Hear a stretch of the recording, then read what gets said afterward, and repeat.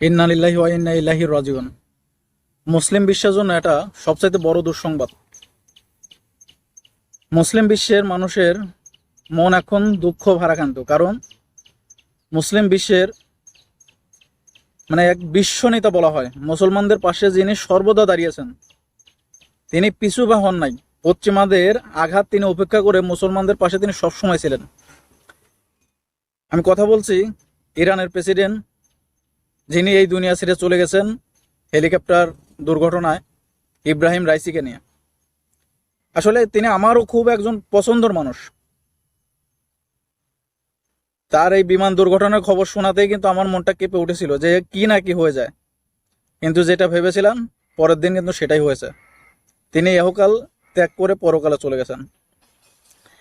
তিনি কিছুদিন আগে কিন্তু ইসরায়েল যেই তাদের একটা দূতাবাসে হামলা করে, সেখানে কিন্তু তিনি 300 রকেট পর্যন্ত মেরেছেন। কারণ তিনি মুসলমানদের পাশে দাঁড়াতে বিন্দু পরিমাণ দ্বিধা করেন নাই। এরকম একজন নেতা যদি দুনিয়া ছেড়ে চলে যায়, তাহলে আসলে মুসলমানদের জন্য এটা অবশ্যই দুঃখের বিষয়। তারপরে দেখা যাচ্ছে অনেক মুসলমান এখনো নিশ্চুপ, আর পশ্চিমারা তো খুশি। তারা তো কি বলবো, ইসরায়েলের যে প্রেসিডেন্ট, তিনি তো আসলে কি বলবো, তিনি তো সংবাদ সম্মেলনে এসে বলেছেন যে তারা খুব খুশি। পশ্চিমা ইউরোপীয় ইউনিয়ন, তারা ন্যাটোভুক্ত যে দেশগুলো আছে বা ন্যাটোর সদস্য যারা, তারা কিন্তু একবারেই চুপ। তারা চুপ কি ভেবে নিচ্ছেন যে তারা খুশি। আর এই বিমান হেলিকপ্টার দুর্ঘটনার এখন অনেকেই সন্দেহ করছেন বিভিন্ন বিষয় নিয়ে, যে এটা অনেক পুরাতন, প্রায় 45 বছর পুরাতন একটা হেলিকপ্টার, যেটা কিন্তু পশ্চিমাদের থেকেই কেনা, আমেরিকার কাছ থেকেই কেনা 1979 সালে। যে একটা প্রেসিডেন্ট এত পুরানো হেলিকপ্টারে কিভাবে তিনি ভ্রমণ করলেন, তাদের পরিকল্পনা ছিল কি? আবার কেউ কেউ করছে বৈরী আবহাওয়ার কারণে এরকম ঘটনা ঘটেছে।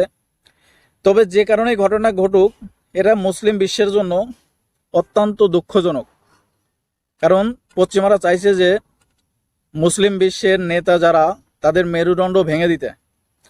কারণ ইরানের যে কমান্ডার ছিলেন, এর আগে তাকে মারা হয়েছে সোলাইমানি। তিনি কিন্তু ইরানের সর্বোত্তম কমান্ডার বলা হয়, যত কমান্ডার আছে তাদের ভিতর থেকে ভালো ছিলেন। তাকে মেরে ফেলে মার্কিনেরা নিজেরা সরাসরি গুলি করে মেরে ফেলায়। আর এখন তারা অনেকেই সন্দেহ করছে যে তারাই কি এই কাজটা আবার করলো কিনা।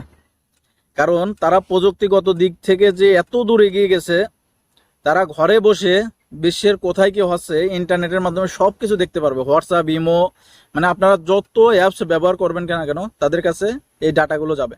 কারণ এইগুলো তৈরি করেছে তারা। গুগল তাদের হাতে, ফেসবুক তাদের হাতে, ইউটিউব তাদের হাতে, তাদের কথা মতো কিন্তু এগুলো চলে। তো এখন কি বলবো, আসলে খুবই কষ্ট লাগতেছে। কষ্টর পরে ভিডিওটা তৈরি করা, যে আসলে মুসলমানদের যে নেতা ছিল, এখন পরবর্তীতে যারা আসবেন তারা কি তার মতন কঠোর হবেন কিনা, পশ্চিমাদের সঙ্গে সখ্যতা বাদ দিয়ে তাদের বিরুদ্ধে দাঁড়াবেন কিনা, এটা এখন দেখার বিষয়। কারণ কিছু করার নাই, মানুষ তো এক এক করে চলে যাবে, যত নেতাই আসুক কিনা কেন। তার পরবর্তীতে যারা আসবে তাদেরই হাতিয়ার তুলে নিতে হবে, কিছু করার নাই। এখন খুবই দুঃখ লাগতেছে আসলে, কথাগুলো আমি বলতেই পারতেছি না। তার মৃত্যুর খবরে মুসলমানদের কোনো আত্মীয় স্বজন যদি মারা যায়, মানুষ এতটা ভারাক্রান্ত হয় না। তার মৃত্যুর খবরে মুসলমান বিশ্বে যেভাবে একটা তৈরি হয়েছে, আসলে এখন কিছু বলার নাই। কি বলবো, আসলে খুবই খারাপ লাগতেছে।